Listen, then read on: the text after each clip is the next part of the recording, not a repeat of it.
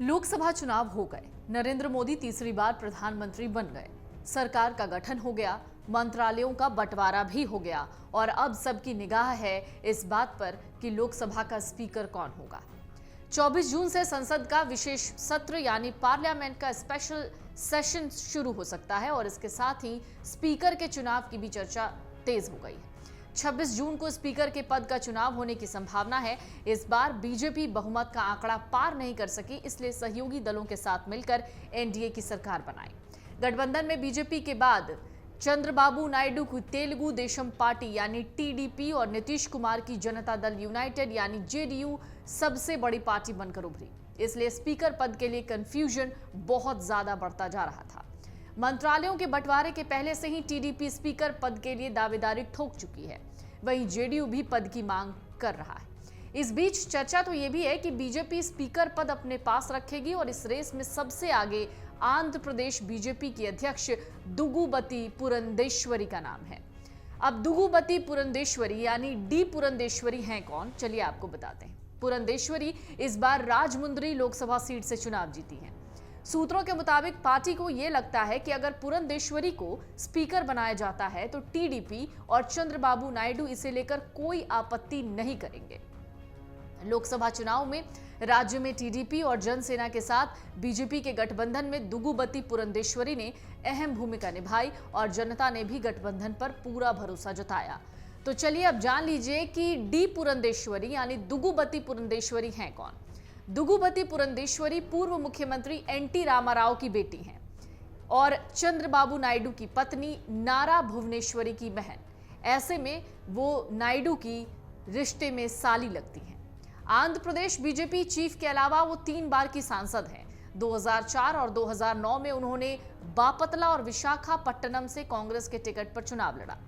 कांग्रेस में आने से पहले वो उनके पति दुगुबती वेंकटेश्वरा राव शुरुआत में चंद्रबाबू नायडू के साथ थे और उन्होंने मिलकर साल 1996 में टीडीपी में तख्ता पलट के बाद एनटी रामाराव को मुख्यमंत्री पद से हटा दिया।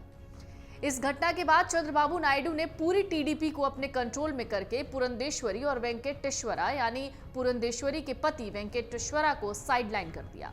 इस घटना से नाराज पुरंदेश्वरी ने राजनीति में उतरने का फैसला किया, कांग्रेस में शामिल हो गई। कांग्रेस के टिकट पर 2 बार सांसद बनी और यूपीए की सरकार में मनमोहन सिंह की कैबिनेट में केंद्रीय राज्य मंत्री का पदभार संभाला। हालांकि आंध्र प्रदेश के विभाजन के कांग्रेस सरकार के फैसले से नाराज होकर वो बीजेपी में चली गई और उन्हें पार्टी राष्ट्रीय महासचिव बनाया गया।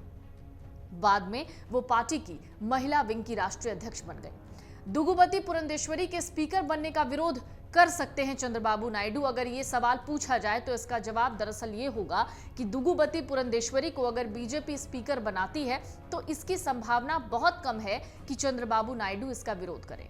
एक तो वो उनकी रिश्तेदार यानी साली हैं। हालांकि वो कभी भी नायडू की समर्थक रही नहीं है, लेकिन लोकसभा और विधानसभा चुनाव में बीजेपी टीडीपी गठबंधन में उन्होंने बहुत अहम भूमिका निभाई। वहीं एनटी रामाराव की सरकार के तख्ता पलट के समय वो चंद्रबाबू नायडू का साथ भी दे रही थी। तो और क्या कुछ खासियत है डी पुरंदेश्वरी में। डी पुरंदेश्वरी दरअसल 5 भाषाओं की जानकार हैं। 5 भाषाएं लिख भी लेती हैं, पढ़ भी लेती हैं और बोल भी लेती हैं। हिंदी, अंग्रेजी, तमिल, तेलुगु और फ्रेंच की जानकार हैं। वो कुचिपुड़ी में भी दक्ष हैं। पुरंदेश्वरी देवी की साल 1979 में दुगुबाती वेंकटेश्वर राव से शादी हुई। उनके 2 बच्चे हैं, एक बेटा हितेश है और बेटी निवेदिता। पुरंदेश्वरी देवी पहले कांग्रेस में हुआ करती थी। यूपीए 2 सरकार में मानव संसाधन और विकास राज्य मंत्री हुआ करती थी। साल 2012 में मनमोहन सिंह सरकार ने उन्हें वाणिज्य और उद्योग मंत्रालय में राज्य मंत्री का पद दिया। जब कांग्रेस सरकार ने आंध्र प्रदेश के 2 टुकड़े करके 2 राज्य बनाने का फैसला किया तो पुरंदेश्वरी नाराज थी। साल 2024 के लोकसभा चुनाव से ऐन पहले कांग्रेस छोड़कर बीजेपी में चली गई। लेकिन एक और दिलचस्प बात है, दरअसल डी पुरंदेश्वरी को दक्षिण की सुषमा स्वराज कहा जाता है। लेकिन क्यों? दरअसल डी पुरंदेश्वरी को बीजेपी ने पहले महिला मोर्चा का प्रभारी बनाया।